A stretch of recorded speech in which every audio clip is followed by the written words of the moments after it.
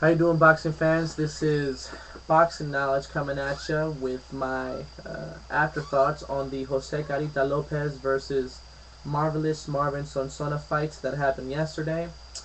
The fight was for the WBO Junior Bantamweight title, and guys, I gotta tell you, coming into this, I had no expectations, but I was very pleasantly surprised. The fight was action-packed. It was exciting to say the least. Surely the people that were there and paid to watch the fight got their money's worth. Um, it was your classic case of young lion versus old lion. The young lion in this case being Marvelous Marvin Sonsona. And Jose Carita Lopez, he's been around forever, guys. He's got 39 wins, 7 losses, and 2 draws. Out of those 39 wins, 32 have come by way of knockout. He won the WBO Junior Bantamweight title in his last fight, and it was actually his 5th attempt. So kudos to him for persevering and being persistent and consistent, and finally became a world champion. It kind of sucks because he did lose the fight by unanimous decision. But no one can take that away from him. Okay, he is still a world class fighter. Having said all of that, in the end, Marvin Sonsona's left hand was just dynamite.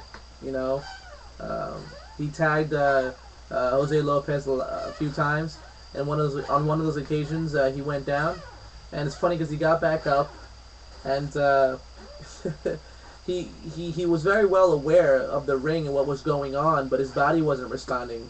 You could see him with his glove hitting his head like, "Come on, body, respond to me." And I don't know how he did it. Again, I attribute it directly to his experience. He was able somehow to tie up Marvin and survive that round.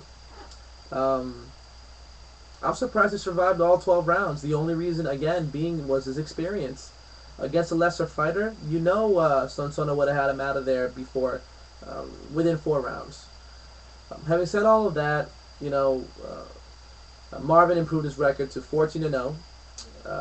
He's got 12 KOs, and in winning his fight last night, he actually became the youngest world titleist that the Filipino nation has ever produced. So, congratulations to the Filipino community.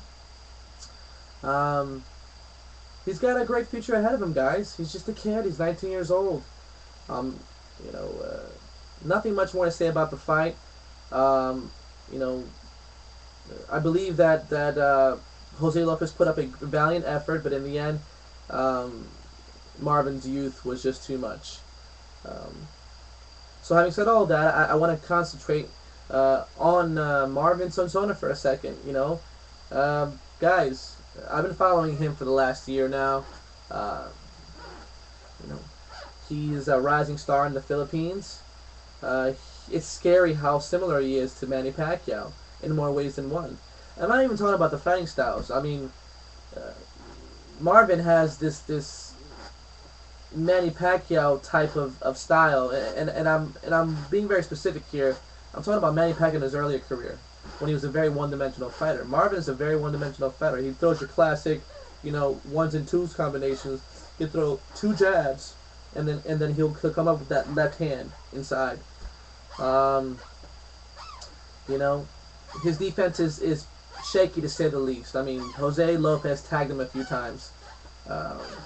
He's got no right hand. He's just an all-power left-handed boxer, just like Manny Pacquiao was before Freddie Roach turned him into the monster that he is today. I hear a lot of comparisons saying, "Oh, he's going to be the next Manny Pacquiao." Guys, don't be fooled by this. I love Marvin Sonsona, but a Manny Pacquiao he'll never be. Why am I saying this? Because it's not about just the talent, which Marvin Sonsona possesses. It's not about the skill. It's not about the will, which Marvin also possesses. Okay? It's about the discipline. Alright? A Manny Pacquiao type of fighter that can be a titleist in an unprecedented, 6 divisions only comes along once every few generations. right now he's actually attempting an unprecedented his seventh world title in 7 different weight classes. It's ridiculous. Not to mention that he already has an even more impressive record, which is he's got 4 lineal championships. That on its own is more impressive in my opinion. He's got the tools, okay, to be a very good world champion. Will he be a Manny Pacquiao? I really seriously doubt that. Unless he follows Manny Pacquiao's footsteps to the T. And I'm referring to switching his trainer, switching his trainer to someone who will develop his right hand, who will give him a better defense, who will show him better head movement. This is the only way that I can see that happen, because as of now, Marvin gets in the ring with any of the other title holders in that division, and I guarantee you that he's going to get exposed, okay? He's only got 14 fights. He's just a kid. He's got to be brought up slowly. Having said all that, again, congratulations to the Filipino boxing community. I'm very excited about Sonsona. I can't wait to see him box again. But again, guys, you know that I'm telling the truth. I always give it to you straight. Marvin's very one-dimensional, okay? He's a lot like Manny Pacquiao was in the beginning of his career, okay? Manny Pacquiao right now is a complete boxer. He has no weaknesses, okay?